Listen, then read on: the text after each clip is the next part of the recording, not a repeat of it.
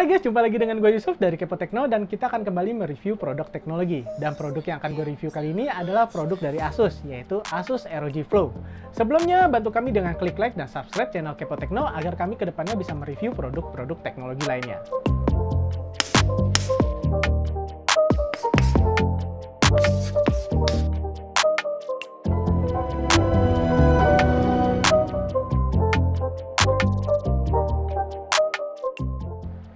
Ini adalah Asus ROG Flow X13 GV301, di mana ini adalah notebook yang berbeda dari jajaran ROG lainnya.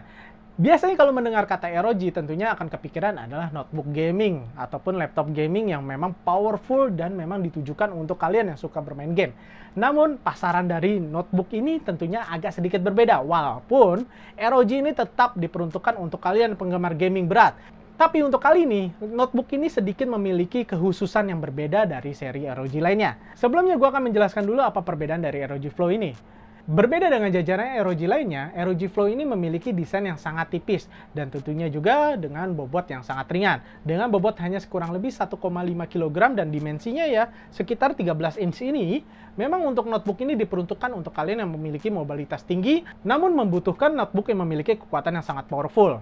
Salah satunya ya ROG Flow ini. Namun target market dari ROG Flow ini sebenarnya bukan hanya untuk gamer, namun untuk para desainer. Karena ROG Flow ini adalah notebook convertible yang memiliki sertifikasi layar dari Pantone. Ya tentunya untuk desain layarnya sendiri ini sudah sangat akurat ya untuk warna maupun kecerahannya.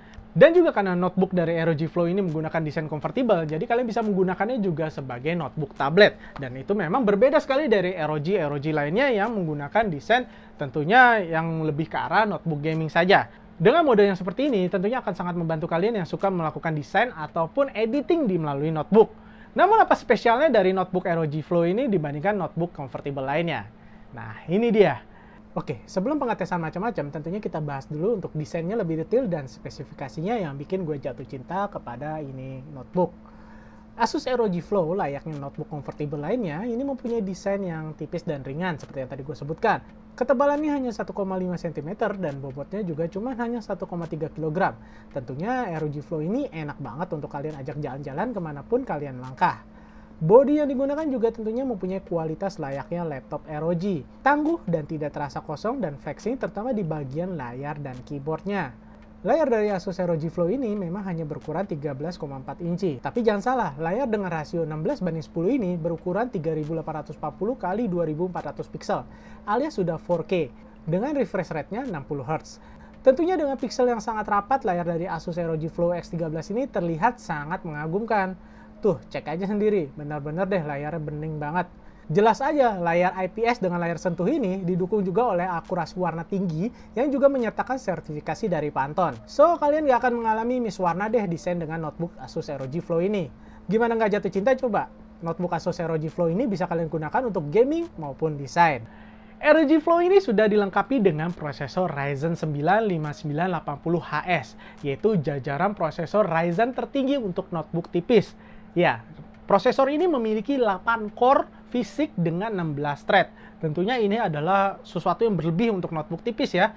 Powerful sekali pokoknya. Namun yang menarik, prosesor ini hanya dipasangkan dengan kartu grafis GTX 1650. AMD Ryzen 9 5800HS ini didukung dengan 8 core dan 16 thread. Wow, cukup tinggi ya untuk notebook tipis ini. Tapi jangan khawatir, panas yang dihasilkan juga tidak terlalu tinggi. Kalian bisa cek dari pengetesan kami untuk mode turbo juga masih terjaga untuk temperaturnya. Terutama apabila kalian menggunakannya sebagai bermain game juga masih terkontrol untuk temperaturnya. AMD Ryzen 9 5980HS ini bisa bekerja mencapai boost clock-nya 4,8 GHz dengan base-nya 3,1 GHz. Itu juga sudah cukup tinggi banget ya, terutama dengan 8 core-nya. Kalau bekerja secara maksimal, game apapun tentunya bisa dilibas dan juga editing juga terasa nyaman. Ya, karena kalau dibilang untuk Ryzen 9 5980HS ini terlalu powerful apabila disematkan oleh GPU-nya. Apa sih GPU-nya?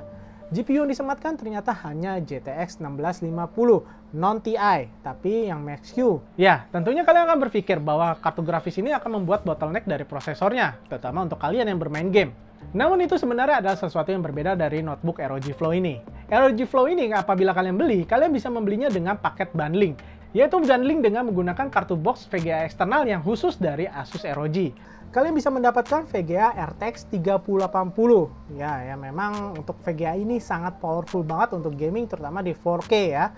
Dengan harga sekitar total bundlingnya 60 juta. Memang sangat-sangat wow sekali untuk harganya, karena memang untuk harga VGA juga sangat wow ya, terutama RTX 3080. Tapi menurut gue ini cukup worth it, karena memang dengan harga VGA yang saat ini sedang menggila, kalian dengan membeli bundling tentunya kalian bisa mendapatkan notebook yang powerful dan juga menggunakan layar sentuh dengan akurasi warna yang sangat tinggi, yaitu sudah sertifikasi Pantone, dan juga sudah mendapatkan VGA menggunakan RTX 3080.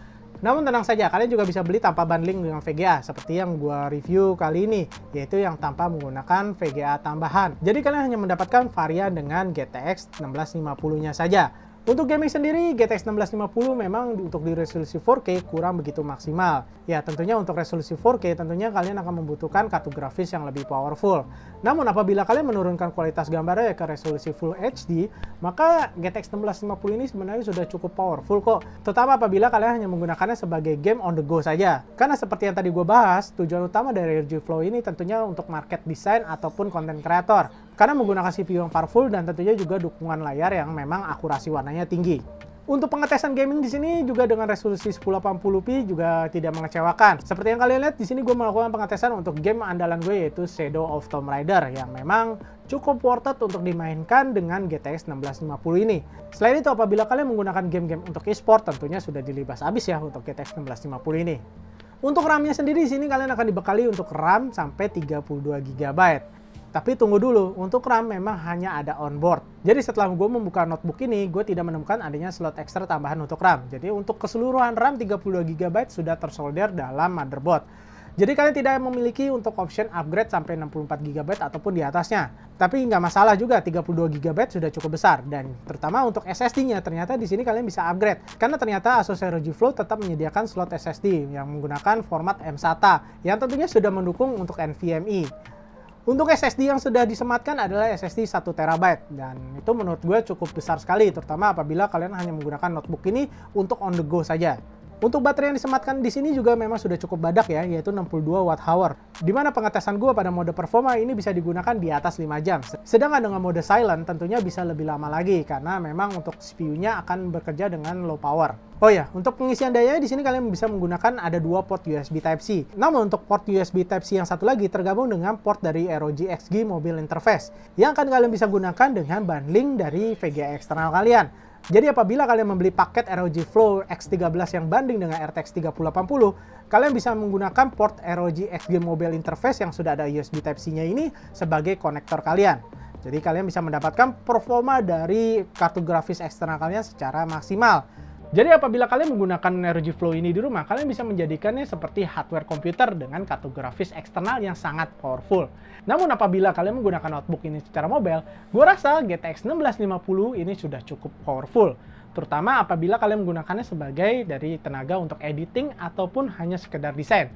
Intinya, ini adalah bukan notebook ROG biasa. Jadi, ini adalah notebook ROG yang bisa kalian gunakan sebagai kalian content creator, editor, baik juga gamer.